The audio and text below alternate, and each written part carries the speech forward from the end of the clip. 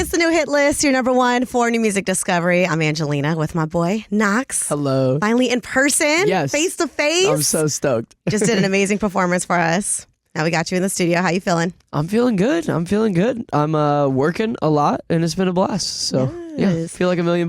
Hey, I thought about you recently because I know you're a big Marvel fan. Okay. And I finally watched the majority of them. Oh, you did? Okay. What majority, though? What's that mean? Because, when I first started watching them, it's like any Marvel fan would be mad at me. Like, I saw Iron Man 3, never seen the first two. Okay, that's crazy. I seen Ant-Man 2, never seen the first one. Okay. It's because I would just be with people that'd be like, oh, we're going to go watch this movie. I'd be like, okay, I guess I got to tag along. I liked all of them. Of course. But I literally watched all of them. I think I just didn't watch, the TV series. Oh, okay, that's fine. The TV series, there's a lot going on and all that. It's a lot to maintain. It's so much. No, I was, in bed for, 2 weeks straight just watching him. Yeah, just grinded. I feel like I watched them recently. I made my girlfriend watch them with me. Did she like it? I mean, she said she did. Was she may have been yeah. lying to me. But we had a crazy snowstorm in Nashville, so we were locked inside for literally 6 straight days. That's perfect. Yeah, Nashville has no idea how to deal with snow. So if Yeah. it snows, everything is just shut down. It's just over. Yeah, I mean, we'd probably be the same way. Yeah, it's if it went to his 50 degrees, we're below freezing temps. Okay. Yeah, exactly. Who's your favorite Marvel character? Oh, I mean Spider-Man. It's Spider-Man? gotta be. Yeah. Which one? Peter Parker, dude. Everyone just because, everything that I feel like I give Peter Parker energy. Sometimes Yeah. people always say that to me all the time. So yeah, I love him. Are you fan of Tom Holland? Yeah, I love Tom. What's I mean, yours? to be honest, I'm such a nerd. I love them all for different reasons. Yeah. I love all of them. I agree. I really can't pick one because I grew up with Toby, Right. but then Andrew is awesome. Underrated. And then Tom Holland is Iron Man's little boy, dude. I love him. Right, and I feel like they all have different personalities Exactly. too. They're all very different. Toby's a little more dark. And 100%. Tom's so charming. Yep. You just dropped Me, Myself, and Your Eyes. Yeah. Fire. First of all, the Thank you. music video is so cute. Thank you. What was the concept for that? We just wanted it to feel like, we were on a first date, in a place that was way too fancy for me to be because I'm not a fancy person or anything like that at all. So yeah, we just went. You look comfortable though. Thank you. You look like you belong there. Okay. Yeah, we had fun. I was eating the cake and throwing it all over me. Yeah, it was great. It was a fun time. So cute. Tell me about making this record. Dude, it was actually really awesome. I got to write it. So I wrote it with these two guys, Dan Swank and David Hodges. And Dan is a good friend of mine, but David is somebody that he's a songwriter I've looked up to for a long time. I've been a fan forever. He wrote songs Because of You by Kelly Clarkson. He wrote Afterglow by Ed Sheeran. I know you're a huge Ed Sheeran fan too. Yeah. So he's he's boys with Ed. So I was okay, I got to go in there and make sure I'm on my A game with this guy. Yeah. And then we went in, we wrote the song in 45 minutes. He took me out to lunch after. It was just oh, dope. yeah, it was just great. I've had a lot of sessions where you go in with these big songwriters and, you get told, the songwriters get told oh, this is this new kid Knox and he's really good and whatever. But, just like anybody else, I have my days where I'm not really good at writing songs. Right. And I have better days than other and whatever. And that day I was pretty good that day. So I was proud of you myself. needed to be good that day. I was proud of myself. Yeah. Yeah, because were you writing songs first? Yeah, I did. Yeah, I was writing songs for professionally, technically, for a year, I guess, before I did my own stuff. So yeah, it was awesome, man. What made you finally make that switch? Or at least I guess go for it. Being in the front of the camera now. I mean, yeah, it was kind of like an accident, to be honest. I made a bunch of songs that I thought were sick, and I recorded them, and I was we should get these cut by somebody, and then I showed them to my dear manager here, and showed them to him, and then showed them to my publishing company, and they were like, you need to just put these out yourself. And so okay, so they gave you that pitch because sometimes a lot of stories I feel like the team's always I don't know, and you're no, I'm gonna do it anyway. No, they were the ones that were I really think you should do this. And I just never thought I'd be the like you said, in front of the camera. I never thought I would be the person making TikToks or things like that. That just never seemed like something I would do.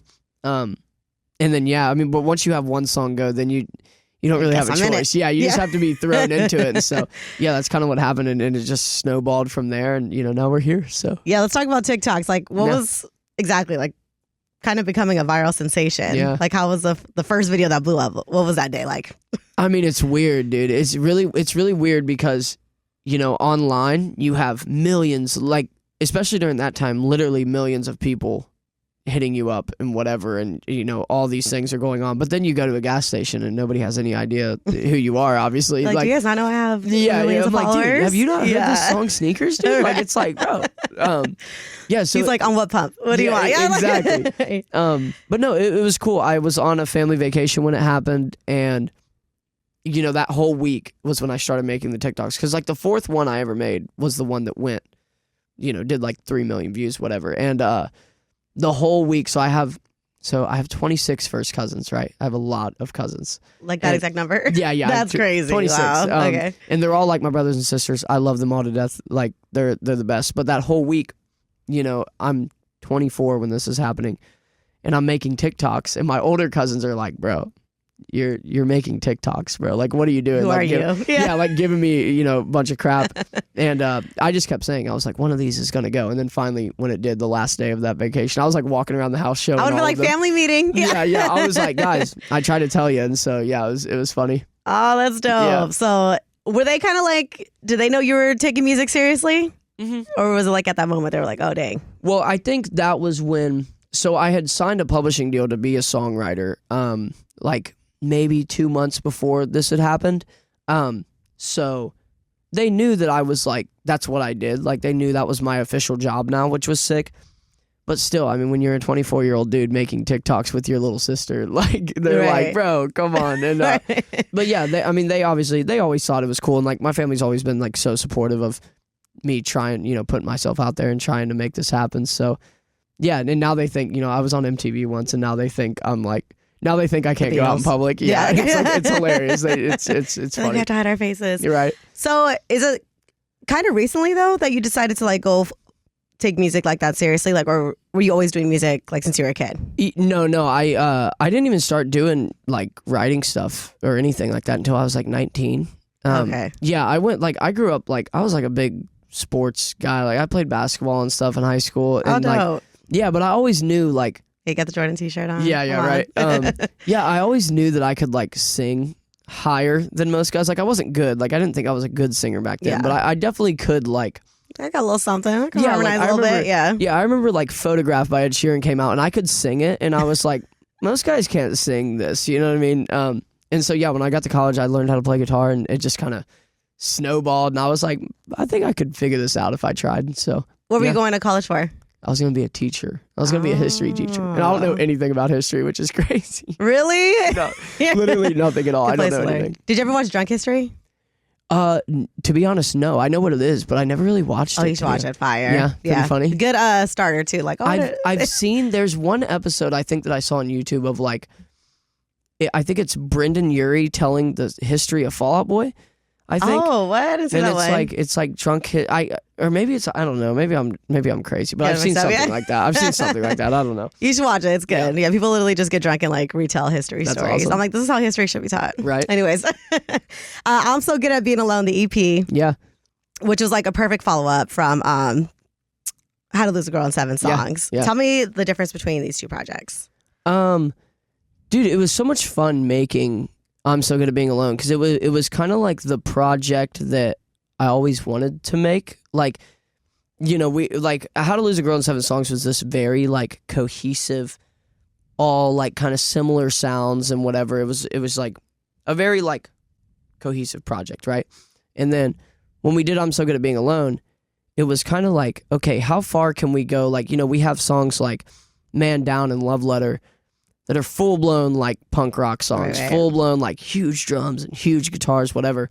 And then on the other side, we have I'm So Good at Being Alone, and we have Miss When You Miss Me, and these other songs that are like, we kind of just like took How to Lose a Girl in 7 Songs, and then we just like expanded it on both sides. And so, yeah, it was cool just kind of like making the things that I always wanted to make, but it still felt like, it's like I'm So Good at Being Alone and Love Letter could not sound any different. But somehow it still felt like me. Like it didn't feel weird, So, right.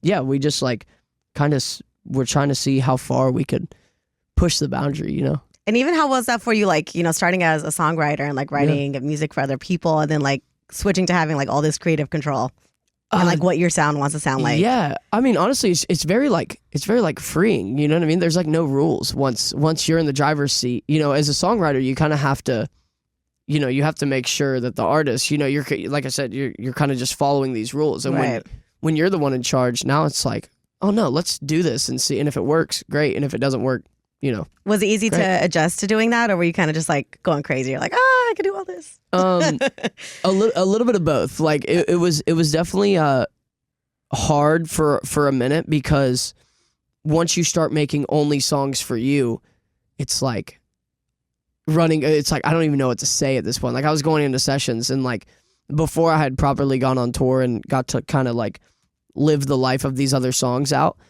I was like going into sessions and I was like, I've written 250 Knox songs in the past like 3 months. I'm like, I have no idea what to even make. So that part was like difficult, but touring helps with that. When you go on the road and you get to like see what songs work with what, like the crowds, and kind of what people like. So yeah, it's like an odd thing. But once you get back from tour, it's very inspiring, because then you're like, oh, I need to make this because this goes really well live, and Yeah, speaking of touring, your first ever headline tour sold out. Yeah. Which I feel like you're just doing 180s everywhere, because it's like from being behind the scenes, like not trying to be seen, to like not a single ticket not bought at your show. It's crazy. It's absolutely mind blowing. I have no idea what's happening. How was it when you like first realized that it's all sold out?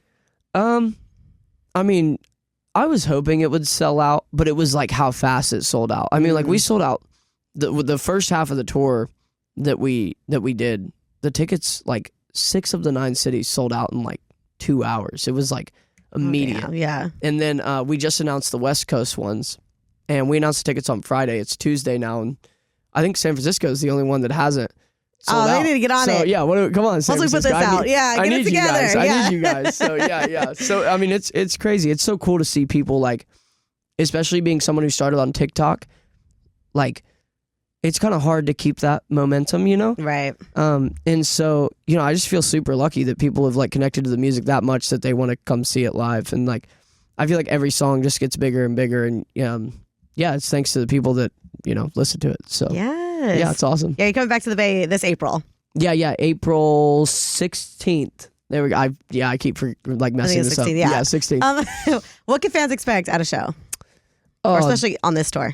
I mean, one, we're going to play a couple new songs, which I'm super excited about. And just like, come ready to have a good time. Like, the show is so much fun. It's such a blast. And like, I really do feel like we did a good job of, because it's the same set list as the first half. Okay. And so it's like, I don't know, I feel like we did a good job of keeping the energy, and it's just like a fun show. And so get ready to come like with all your friends and just have a blast, and to scream and maybe cry at some point. Like it's great. All the things. Yeah, it's a blast. I mean, I feel like it's a fun album too. Like that pop rock sound is like almost like the best to like build your. It's so much fun live. It's so much fun live. The songs are all meant for the live show. Like, right. Every song I make is like, if a song is not going to go well live, it's like, then why are we even making it, Right. I know we're still running Not the 1975. I know, I appreciate you guys. Are you still on a high from that song, or are you kind of like... No, yeah, I mean, I definitely am. It's a song that's like changing my life. Like every single day there's something new that happens, and it's just, I'm from the middle of nowhere, Ohio, so to be this far away from home and like talking to you about this, and it's still surreal to you a little bit. Yeah, it gets crazier every day, and I'm super grateful to be here. It's such a good one. I love how like everyone was accepting of it too. Like, because obviously it drew a lot of attention for the 1975 fans. Yeah. But everyone was like, this is amazing. Well, dude, thankfully, like the internet has actually been really nice. But today, so I was on the phone with my girlfriend today. I know. And so I was on the phone with my girlfriend this morning, and she was telling me, she was like, don't get on Reddit and look up your name and not the 90s. She was like, don't do it. So naturally, I'm like, I got to see it. So I looked up on Reddit. Reddit is not as nice as Instagram and TikTok has been, but it was funny though. I thought it was a good time. I love all the Easter eggs in that song too. Thank you. Were they all like on purpose, or? So they all were, except for the one that I get the most of is everybody is like, even the she said is an Easter egg. And like me and my buddy who wrote it together, we're like, oh yeah, we definitely did that on purpose. Like that's genius. My favorite one. Like, oh my gosh, like how did we even think of that when like That was a total accident. Totally did that. But then everybody was like, that's so smart. And we were just like, yeah, dude, for sure. Oh my God, so dope. No, we love the record. So coming back to the Bay in April, what is next for you? Because you said you are working. Are you in the studio? Yeah. What's going on? Oh yeah, we just finished up a bunch of songs in LA last week, and we have so many songs that we are sitting on, and I cannot wait. Like we're not gonna stop and like not put out music. We're just gonna keep dropping single and single and single, and maybe hopefully it like wraps into an album, maybe. But yeah, right now we're just like making the best songs that we can possibly make and putting them out and just seeing what happens. So you're not necessarily like in album mode, but you are. Yeah, we're just in my making music mode. Yeah, we're just in like we're just in make whatever we want and just make the best music that we can for people. And so it's been a blast. But 2024 is gonna be crazy. I have so many surprises, like secrets that I'm like so excited to tell the world about. It's going to be really, really cool. I'm excited. I know you can't like give us too much, but like, have you been thinking about going into other genres, or are we staying with the pop rock sound? Because I feel like you kind of branch out a little bit in almost all your music. Yeah. So I'm like, which way is he going to go? Let's just say we have a lot of songs that are unlike anything that I've ever put out before. Like, so fans can definitely expect something totally different. Oh yeah, we're just like, I like to just see how, like I said, how far we can push it. And so we've definitely stepped out of some comfort zones that I think are fun, that I think people are going to enjoy. Well, I can't wait. Thanks so much for stopping by. Is there anything else you want to tell your fans? Stick around. 2024 is going to be absolutely crazy. And like I said, I have so many surprises for you. It's going to be awesome. So just thanks for being here, and stay a little longer, I promise. Let's go.